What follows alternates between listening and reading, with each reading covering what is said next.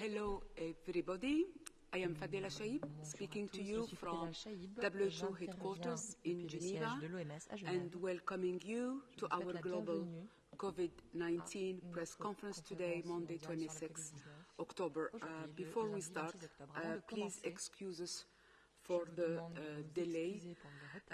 Present in the room is Dr. Tedros, the Director General of WHO. Joining him is Dr. Mike Ryan, Executive Director, Health Emergencies, Dr. Maria von Kerkhoff, Technical Lead for COVID-19, Dr. Soumya Swaminathan, Chief Scientist, Dr. Mariangela, Assistant Director General, Access to Medicines and Health Products. Welcome all. I would like just to remind you that we have simultaneous interpretation in the 6 UN languages today, plus Hindi. Today, we are sorry, Portuguese interpretation is not provided. Sorry for that. Now, without further delay, I will hand over to Dr. Tedros for his opening remarks. DG, you have the floor. Thank you, Fadela. Good morning, good afternoon, and good evening. Last week saw the highest number of COVID-19 cases reported so far. Many countries in the Northern Hemisphere are seeing a concerning rise in cases and hospitalizations. And intensive care units are filling up to capacity in some places, particularly in Europe and North America. Over the weekend, a number of leaders critically evaluated their situation and took action to limit the spread of the virus. We understand the pandemic fatigue that people are feeling. It takes a mental and physical toll on everyone. Working from home, children being schooled remotely, not being able to celebrate milestones with friends and family, or not being there to mourn loved ones, it's tough and the fatigue is real. But we cannot give up. We must not give up. Leaders must balance the disruption to lives and livelihoods with the need to protect health workers and health systems as intensive care fills up. In March, health workers were routinely applauded for the personal sacrifice they were making to save lives. Many of those health workers who have themselves gone through immense stress and trauma are still on the front lines, facing a fresh wave of new patients. We must do all we can to protect health workers, and the best way to do that is for all of us to take every precaution we can to reduce the risk of transmission for ourselves and others. No one wants more so-called lockdowns, but if we want to avoid them, we all have to play our part. The fight against this pandemic is everybody's business. We cannot have the economic recovery we want and live our lives the way we did before the pandemic. We can keep our kids in school. We can keep businesses open. We can preserve lives and livelihoods. We can do it. But we must all make trade-offs, compromise and sacrifices. For individuals, families and communities, that means staying at home, and especially if you have been exposed to a case. Furthermore, you continue to maintain physical distance, wearing a mask, cleaning your hands regularly, coughing away from others, avoiding crowds, or meeting friends and family outside. For governments, it means doing the same things we have been calling for since day one. Know your epidemic. Break the chains of transmission. Test extensively. Isolate and care for cases. And trace and provide supported quarantine for all contacts. With these measures, you can catch up to this virus. You can get ahead of this virus. And you can stay ahead of this virus. We say this because we have seen in many places around the world get ahead and stay ahead of the virus. There aren't magic solutions to this outbreak. Just hard work from leaders at all levels of societies, health workers, contact tracers, and individuals. And then, once you have the upper hand, it's important to strengthen health systems, the health workforce, and contact tracing systems, so that the virus doesn't take hold again. Science continues to tell us the truth about this virus, how to contain it, suppress it, and stop it from returning, and how to save lives among those it reaches. Many countries and cities have followed the science, suppressed the virus, and minimized deaths. From Dakar to Melbourne, Milan to Islamabad, New York to Beijing. When leaders act quickly and deliberately, the virus can be suppressed.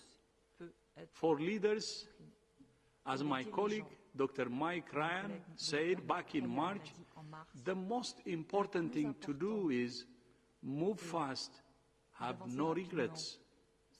But where there has been political division at the national level, where there has been blatant disrespect for science and health professionals, confusion has spread, and cases and deaths have mounted. This is why I have said repeatedly, stop the politicization of COVID-19. A pandemic is not a political football. Wishful thinking or deliberate diversion will not prevent transmissions or save lives. What will save lives is science, solutions, and solidarity. That's why we say solidarity, solidarity, solidarity. Finally, last week, WHO conducted its first global e-learning courses on health and migration, addressing a critical and often neglected topic of global health. The course included being directly connected live with health and migration projects on the ground so that they could receive direct feedback from those in the field. There were people attending from 122 different countries worldwide, and I would like to take this opportunity to congratulate all individuals, all involved in this course. All of public health suffers when any community is excluded. It's vital that all countries include refugees and migrants in their national policies as part of their commitment to universal health coverage. I hope the knowledge gained through this course will act as a catalyst for health policies that include migrants and refugee communities. Health for all means all. I thank you. Thank you, Dr. Tedros. We will now open the floor to questions from members of the media. I remind you that you need to raise your hand, use the raise your hand function in order to get in the queue to ask your question. And please don't forget to unmute yourself. Let's start with Naomi Kress from Bloomberg News. Naomi, can you hear me? Yes, I can. Can you hear me? Yeah, very well. Go ahead, please. Great. Thank you for taking my question. I was just wondering, given the current rate of spread of the virus in Europe, whether you think it will be possible at this point to stop this wave of the virus without another lockdown. Thank you, Naomi. Sorry. I'll begin and then perhaps Mike will add. I'm sure he will. Yes, I mean, I think there are many First of all, the virus is spreading differently in different parts of the world. Even across Europe, the virus is not uniformly spreading. There are hotspots of activity in terms of virus transmission, where we are seeing increases in case numbers, mainly in many parts of the world, because we have better surveillance to be able to detect. The worry that we have right now are increases in hospitalizations and increases in ICU rates. And in many cities, we're seeing beds filling up too quickly. And we're seeing many projections of saying that the ICU beds will reach capacity in the coming days and the coming weeks. But there are many things that countries can do to be able to bring this under control. Countries across Europe, remember, countries across Europe brought transmission under control in the springtime into the summertime with case numbers at very low levels, and they can do this again. I want to repeat that they can do this again, and they will do this again. How it is done is what is important right now.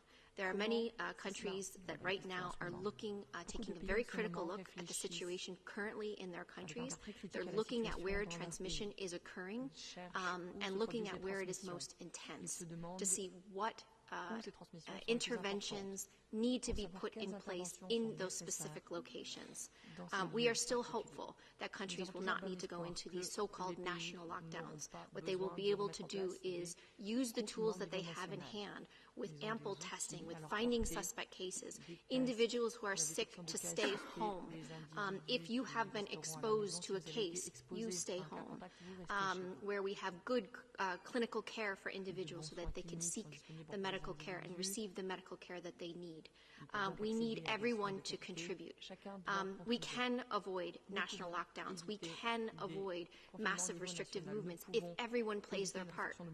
This does mean, as the Director General has said, as we have said, it means individual sacrifices. And in many parts of Europe, and in North America in particular, there are many things that each of us can do. The decisions that we make every day about avoiding crowded spaces, about avoiding enclosed settings for prolonged periods of time, about postponing some of those gatherings that we may want to have. And it's sacrifices that we all have to make. But these are the tough decisions that each of us can make in the fortunate situations that many of us live in, to be able to contribute to reducing our exposure and reducing the chances of us getting infected. And by taking these measures, our schools can stay open. And we need to do everything that we can to keep our schools open, especially for the youngest kids across the world, because of the benefits that we have for young children. So there are ways that we can apply the measures at hand. Isolation of cases, identification and isolation of cases, and really critically, identification, support for quarantine for contacts. This can go a tremendous way to be able to bring these under control. The other option is, if we don't quarantine contacts of known cases, then everyone's going to have to be in quarantine, and that's what we want to avoid. Thank you. Dr. Ryan would like to supplement? Maria covered it, but again, just to say that in the last week, 46% of all the global cases in the world were from what our European region is. Now that obviously extends from Vladivostok to Reykjavik, so it's a larger conceptual footprint than the European Union, and about nearly one-third of global death. So there's no question that the European region is an epicenter for disease right now, and as Maria said, though, that's not consistent across the whole. The DG said something very important, I think.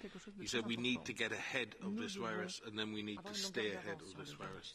And sometimes in a race, you can use certain tactics at a certain time. Right now, we're well behind this virus in Europe. So getting ahead of it is going to take some serious acceleration in what we do, and maybe a much more comprehensive nature of measures that are going to be needed to catch up with and get ahead of this virus.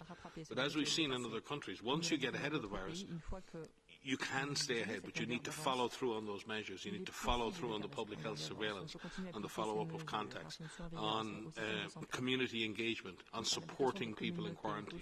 And I think this is going to be double-pronged approach here. I think we will have to get ahead of the virus, and it may require further sacrifice for many, many people in terms of their personal lives. But once we do get ahead, we can't squander that opportunity, and we have to put in place stronger measures to keep ahead of the virus. Some countries have done that around the world. They've managed to stay ahead of the virus, keep their numbers low. The difficulty in Europe, and particularly in the European Union, and this is a genuine difficulty, the European Union is an economic, social integration organisation that has had huge success in bringing social, economic rights, environmental rights, and many things across Europe. It is, in its construction, probably prevented a Third World War and was constructed so we could come away from a huge conflagration in the middle of the 20th century. In that sense, it is built on a principle of openness and transparency and sharing of responsibilities. And it is not so easy in that context to put barriers and walls up again when Europe has spent 50, 70 years trying to break down barriers and break down walls. So it is not an easy thing to build a coherent response across so many countries with such different approaches, with so many land borders. So I think we have to look at that very seriously in the context of the European Union and the context of the region as a whole. There's a lot of free movement, and therefore, on those principles, it may require shutting down and restricting movement and having stay-at-home orders in order to take the heat out of this phase of the pandemic. But it doesn't mean that then we should not move forward with the other measures, and I think this is going to be the trick. Can we get to the holiday periods of Christmas with a lower number of cases, and then can we sustain that lower number and then introduce vaccines at a low number of cases, thereby magnifying and amplifying the effect the vaccine will have on behalf of the people we serve. Thank you. I would like now to invite Jason Beaubien from National Public Radio to ask the next question. Jason, can you hear me? Okay, unmute myself. Thank you. I appreciate you taking my call. Sticking with Europe and the Northern Hemisphere, the testing positivity rates that are coming back in Europe are extremely high, 17, 18% in some of these countries. What exactly do you think is driving this huge surge in the Northern Hemisphere? Is it complacency? Is it the weather? Is it somehow an inevitable part of the process? What is it that's driving this big surge that we're seeing? I'll begin. Maria will give you a much better technical answer. But I think you're correct. You answer, in a sense, your own question. It's complex, it's multi-pronged, multifaceted reasons why that is the case. But let me first say that we have got better at detecting this virus. And you will see that in March and April, when this virus wasn't fully understood, the majority of people that were being tested were sick people showing up at hospitals. We've become better, testing has become more widespread. The age distribution of those tested and those positive has broadened out. So in a sense, as the numbers have increased, it doesn't necessarily mean that the overall size of the epidemic is growing at the same exponential rate. But what is concerning is that within that we're seeing the disease leak now more into older and more vulnerable age groups. We're seeing more people in nursing homes become exposed. So that generalized increase in transmission across the age groups now is resulting in increasing hospitalizations. We're seeing a slight, or more than a slight, a progressive uptick in the number of deaths. The difficulty is predicting, will that trajectory continue on an upward cycle?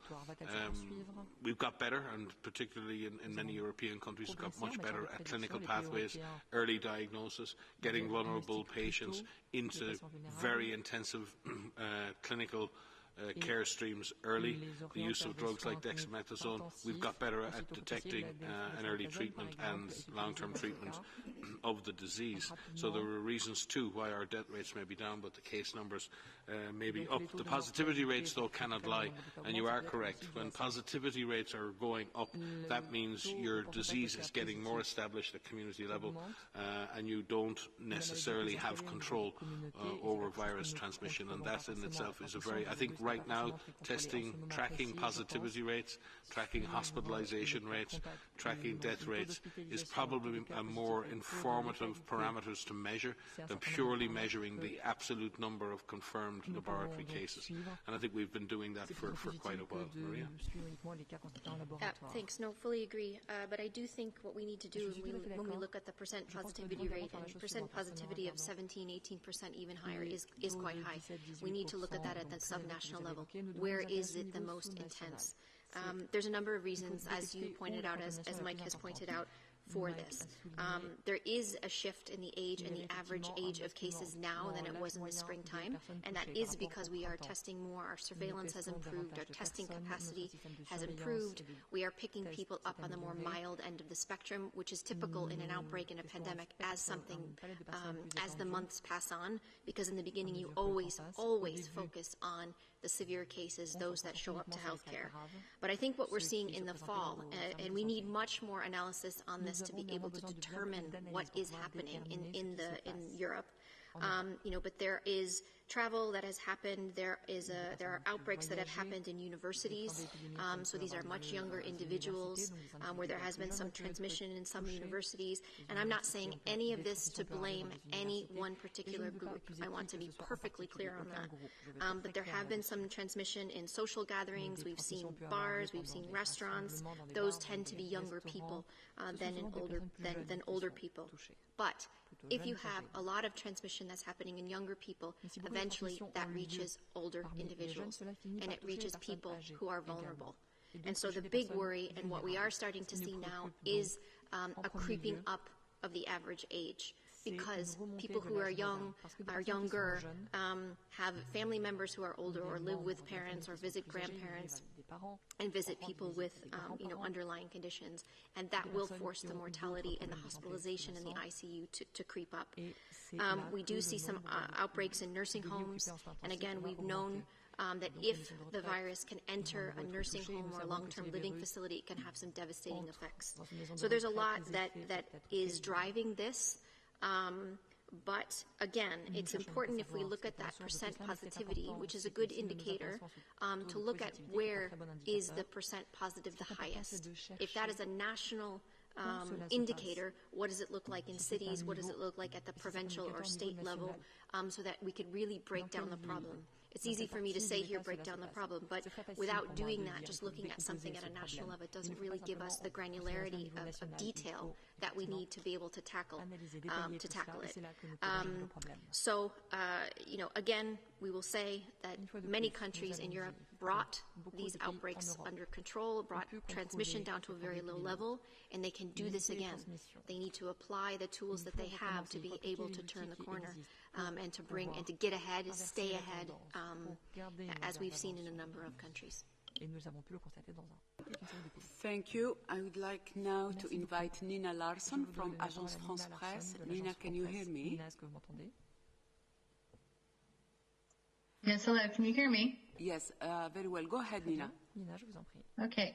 So thank you very much for taking my question. I want to ask, U.S. President Trump's chief of staff, Mark Meadows, indicated yesterday that the administration's focus had moved to mitigation, basically, instead of trying to control the pandemic. So basically letting it run its course while waiting for a vaccine. I was wondering if the situation in the U.S. is so bad that could make sense in any scenario, or if this is a dangerous message. Thank you very much. Thank you. Well, first and foremost, this isn't about competing strategies. In every epidemic, you need to do everything possible to protect those most vulnerable from being exposed. And right now we have older persons, we have vulnerable people who we need to do everything possible to reduce their exposure and ultimately, if they do become sick, to ensure that the health system can take the best care of them. So there's absolutely no contradiction in that being a primary objective, and has been a primary objective of WHO's comprehensive strategy since the very beginning of this epidemic and pandemic. The difficulty arises in trying to actually achieve that goal. Because if in achieving that goal, if that is your goal, to say let's protect those individuals who are most vulnerable, if you can identify all of those individuals and those individuals are all in nursing homes, then you have a possibility of doing that. But the vast majority of vulnerable people live amongst us in multi-generational households. The old, the young, the vulnerable, people on chemotherapy, people with underlying conditions, people with diabetes and hypertension, their mums, their dads, their brothers, their sisters, their sons, their daughters. So the best way to protect those individuals is to do as much as possible to reduce the transmission of this disease at community level. And in doing that, we will provide protection for the vulnerable. And in that sense, we should not give up on trying to suppress transmission and control transmission. It is difficult. It is difficult in the US. It is difficult in Europe. It is difficult in many countries that have high levels of community transmission to do that. But if every individual did everything today to reduce their exposure to this virus, and reduce the chance that they may expose others to this virus. And if every individual did that through physical distancing, through wearing masks, through ensuring they avoid crowded spaces, through hand hygiene, and they were supported in doing that, and if every person who was a contact or knows themselves to be a contact of a case was to quarantine themselves and be supported in that by government, then we would have significant success, as has been demonstrated in many countries, in containing this virus. And it would not require stringent lockdowns over long periods of time. It might require some geographically targeted measures. Our problem is, and our challenge is, that not everybody is doing that, and not everybody has the knowledge to do that.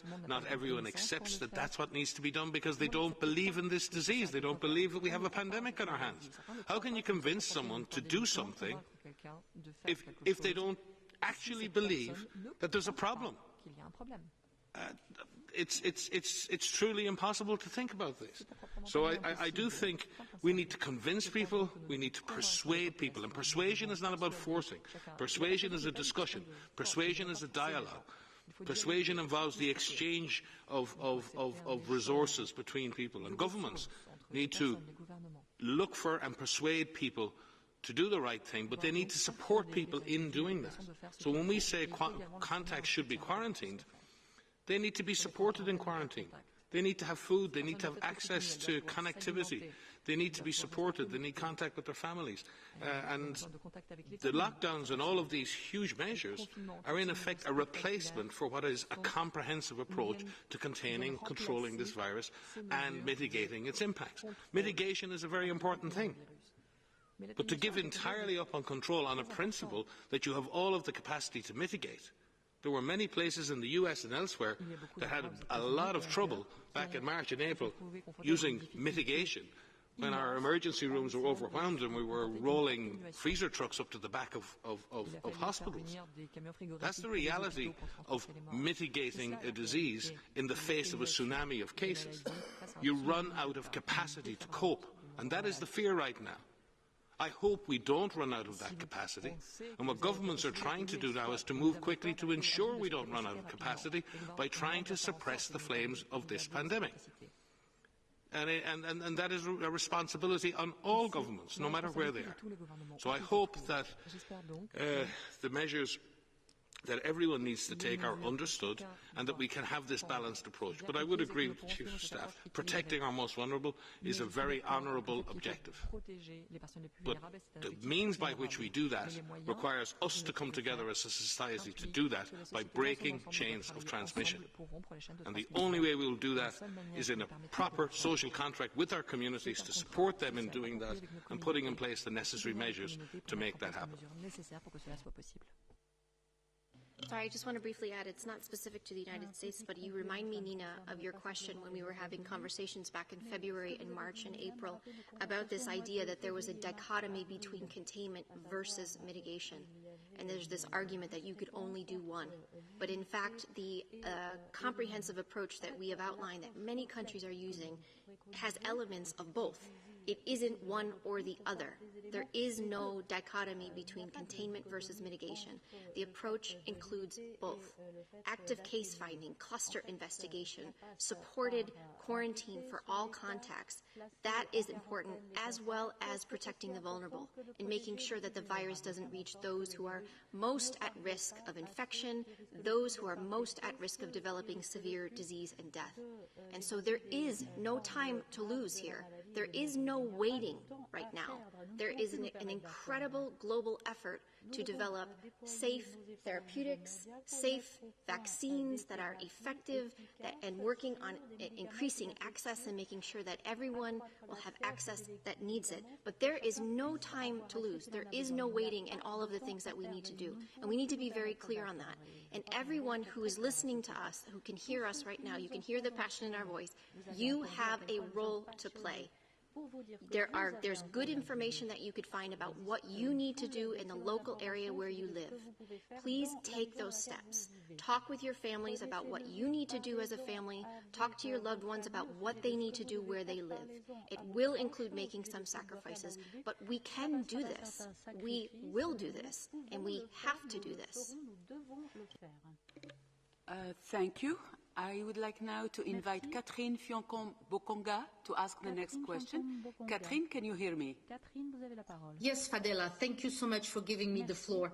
I would like to come back on what Mike said and spoke about mitigation. I would like to speak about banalization of testing. You now see a lot of people saying, I've been tested negatively. My test is negative, so I can travel, I can attend parties, and I'm not in danger, and I cannot transmit anything. What is your reaction toward that kind of behavior? Thank you. Thank you. I'm certainly not fully aware that people are using a single test as a reason to go out and party, but if they are, then it's very, very short-sighted and quite frankly very silly and very dangerous. It depends on the test that you've taken. Testing is really important.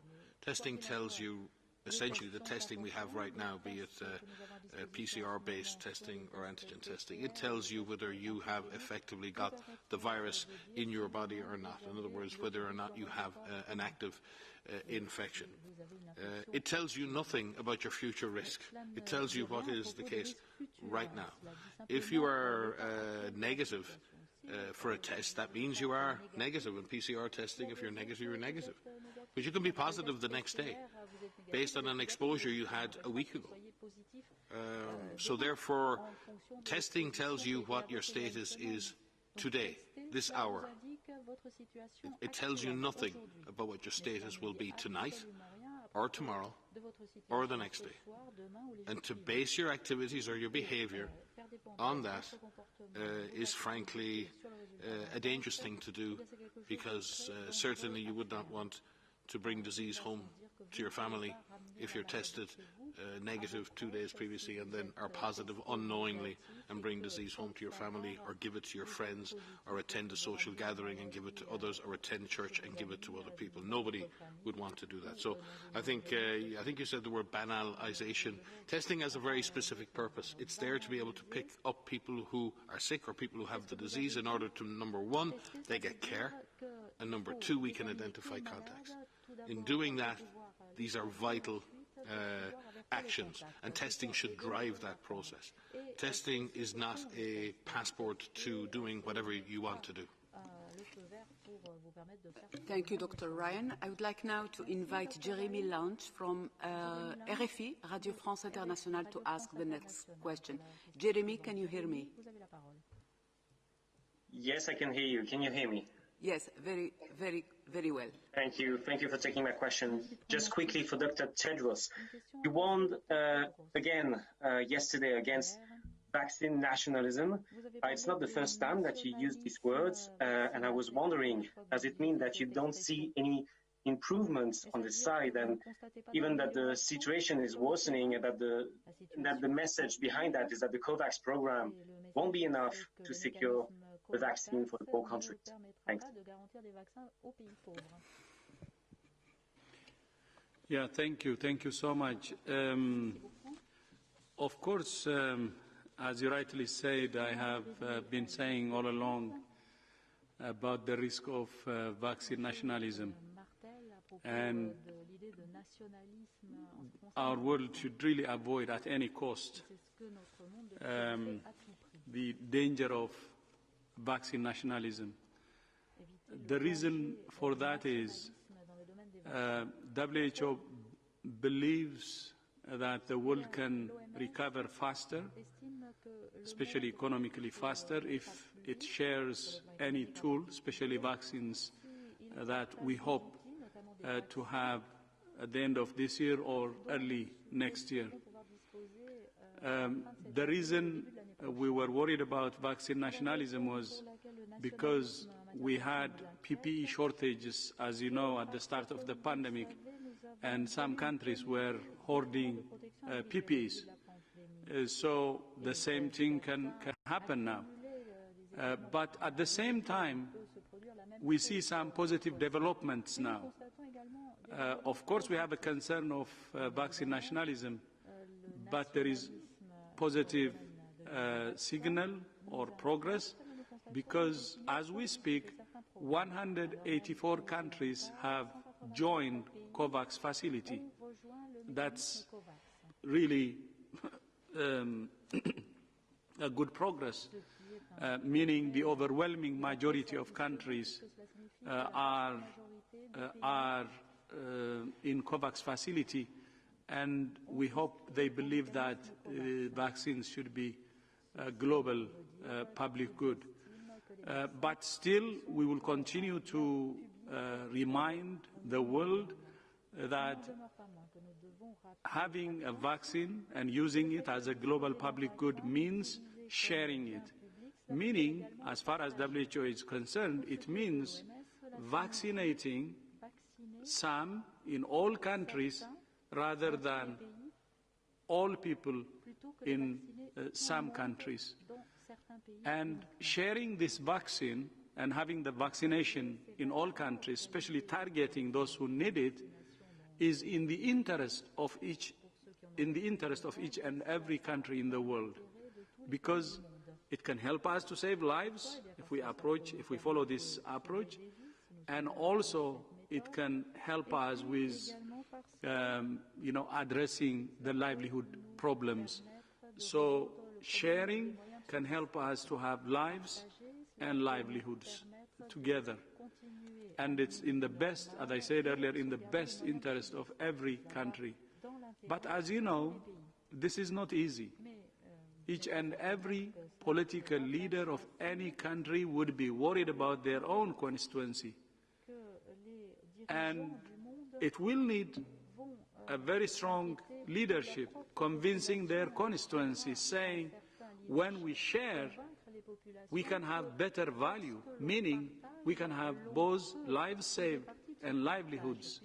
So open and honest dialogue of each and every political leader with their respective constituency or citizens will be very important, saying it's to the advantage of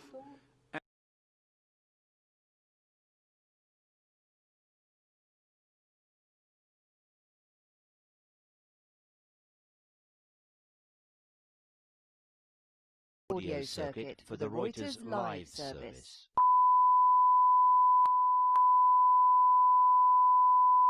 This is the primary audio circuit for the Reuters live service.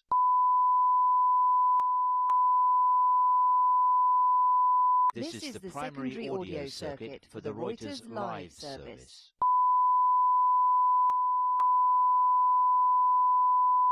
This is the primary audio circuit for the Reuters live service.